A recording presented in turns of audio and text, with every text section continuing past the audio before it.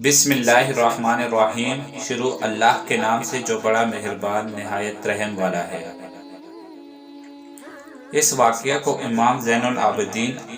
علی بن حسین رضی اللہ عنہ اور ابو ملیکہ نے حضرت مسورہ بن مخرمہ سے روایت کیا ہے،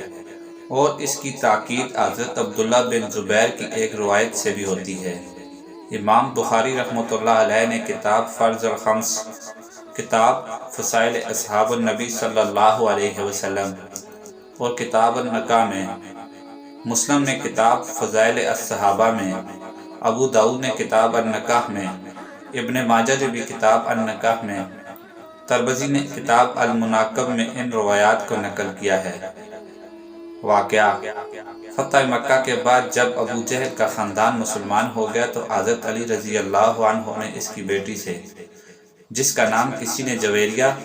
کسی نے غورہ اور کسی نے جمیلہ بیان کیا ہے، نکاح کرنا چاہا۔ لڑکی کے خاندان والوں نے کہا کہ ہم رسول اللہ صلی اللہ علیہ وسلم کی بیٹی پر بیٹی نہیں دیں گے جب تک کہ آپ صلی اللہ علیہ وسلم سے پوچھ نہ لیں۔ چنانچہ انہوں نے اس کا ذکر حضور صلی اللہ علیہ وسلم سے کیا۔ ایک روایت کی روح سے خود حضرت علی رضی اللہ عنہ نے بھی اشارتاً حضور صلی اللہ علیہ وسلم سے اجازت طلب کی، اور بعض روایات سے معلوم ہوتا کہ حضرت فاطمہ رضی اللہ عنہا نے بھی ان باتوں کا چرچا سن لیا اور جا کے اپنے والد ماجد کی خدمت میں عرض کیا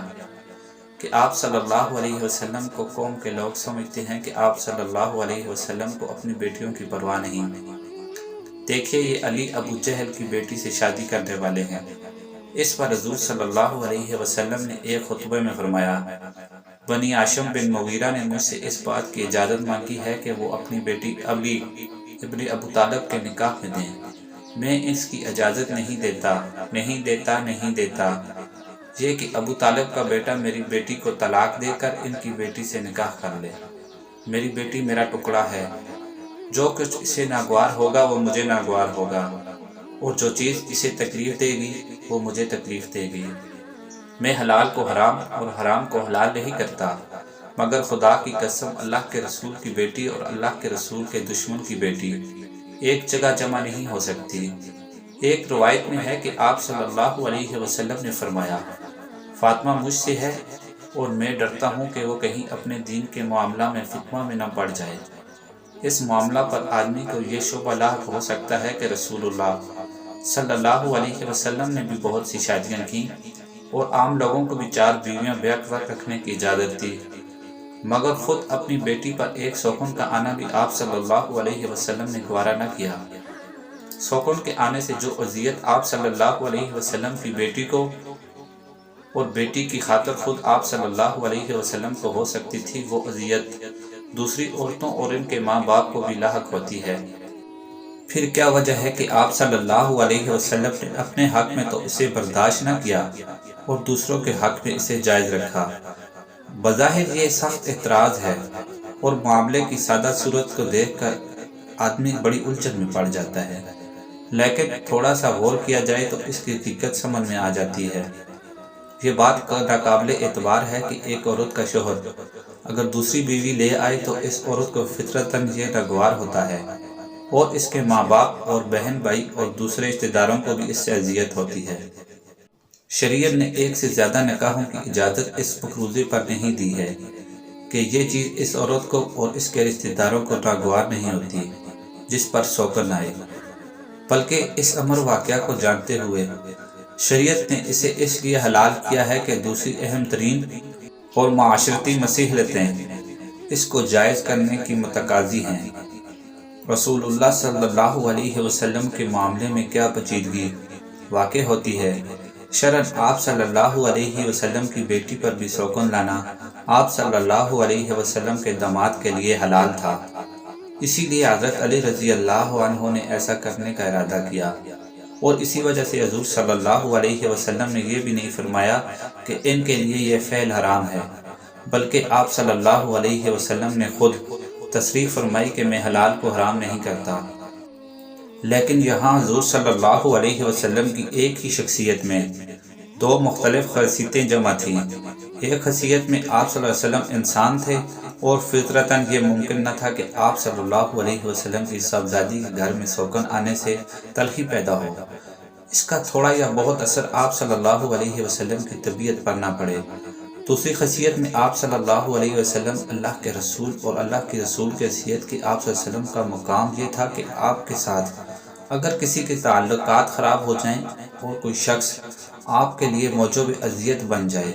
تو اس کے دین و ایمان کی بھی خیر نہ تھا۔ اسی وجہ سے حضور صلی اللہ علیہ وسلم نے حضرت علی کو بھی اور نبی ہشام بن مغیرہ کو بھی اس کام سے روک دیا، کیونکہ اگرچہ شرعاً یہ حلال تھا مگر اس کے کرنے سے یہ اندیشہ تھا کہ یہ چیز حضرت علی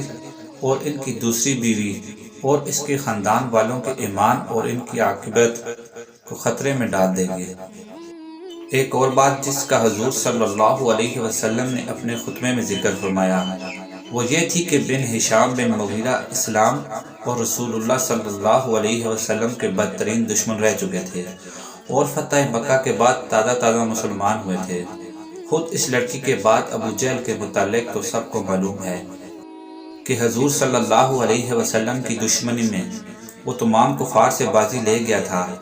یہ بھی واقعہ ہے کہ جنگ بدر میں وہ مسلمانوں کے ہاتھوں مارا گیا اور اس کا خاندان برسوں اس کے جذبہ انتقام میں تڑپتا رہا۔ اب اگرچہ یہ لوگ اسلام قبول کر چکے تھے لیکن یہ تحقیق ہونا باقی تھا کہ وہ قبول اسلام واقعی پورے اخلاص و قلوب کی مکمل تبدیلی کا ثمر ہے یا محض شکست کا نتیجہ ہے۔ اس حالت میں اس خاندان کی لڑکی اور وہ بھی خاص ابو جہل کی بیٹی کا اس گھر میں سوکن بن کر پہنچ جانا اور جہاں حضور صلی اللہ علیہ وسلم کی صاحبزادی ملکہ بیت تھی بڑے فتنوں کا سبب بن سکتا تھا۔ ان لوگوں کی تعلیف قلب تو کی جا سکتی تھی اور کی بھی گئی، لیکن اسلام کے ساتھ ان کے تعلق کا حال جب تک ٹھیک معلوم نہ ہو جائے انہیں عین خاندان رسالت میں گھسا لانا اور خود رسول اکرم صلی اللہ علیہ وسلم کی صاحبزادی کے بالمقابل لا کھڑا کرنا سخت نامناسب اور پرخطرہ تھا۔ اسی وجہ سے بھی حضور اکرم صلی اللہ علیہ وسلم نے اس رشتے کو ناپسند کیا اور علی لا اعلان کہا کہ خدا کے رسول کی بیٹی اور خدا کے دشمن کی بیٹی ایک گھر میں جمع نہیں ہو سکتی۔ نیز اس بات کی طرف بھی آپ صلی اللہ علیہ وسلم نے اشارہ فرما دیا کہ اس سے فاطمہ رضی اللہ عنہا کے فتنے میں پڑ جانے کا اندیشہ ہے۔ ظاہر ہے کہ ایک شخص کو اپنے شادی کے معاملے میں اگرچہ وہ بجائے خود حلال ہی صحیح ایسی آزادی نہیں دی جا سکتی کہ جس سے ایک پوری ملت کے لیے فتنہ و شر کا خطرہ پیدا ہو جائے۔ بے شک یہاں یہ اعتراض اٹھ سکتا ہے کہ ابو جہل کے خاندان سے ابو سفیان کے خاندان کا اسلام لانے کی دعوت میں کچھ کم نہ تھا۔ پھر اگر ابو جہل کے خاندان کی لڑکی کا خانوادہ رسالت میں آنا موجب فتنہ ہو سکتا تھا تو ابو سفیان کی صاحبزادی حضرت ام حبیبہ رضی اللہ عنہا کا خود نبی صلی اللہ علیہ وسلم کی ازواج مطہرات میں شامل ہو جانا کیوں خطرے سے خالی تھا؟ لیکن دونوں کے حالات کا فرق نگاہ میں ہو تو یہ اعتراض آپ سے آپ ختم ہو جاتا ہے۔ مزید اسلامک ویڈیوز دیکھنے کے لیے ہمارے چینل کو سبسکرائب کرنا نہ بھولیں۔ شکریہ۔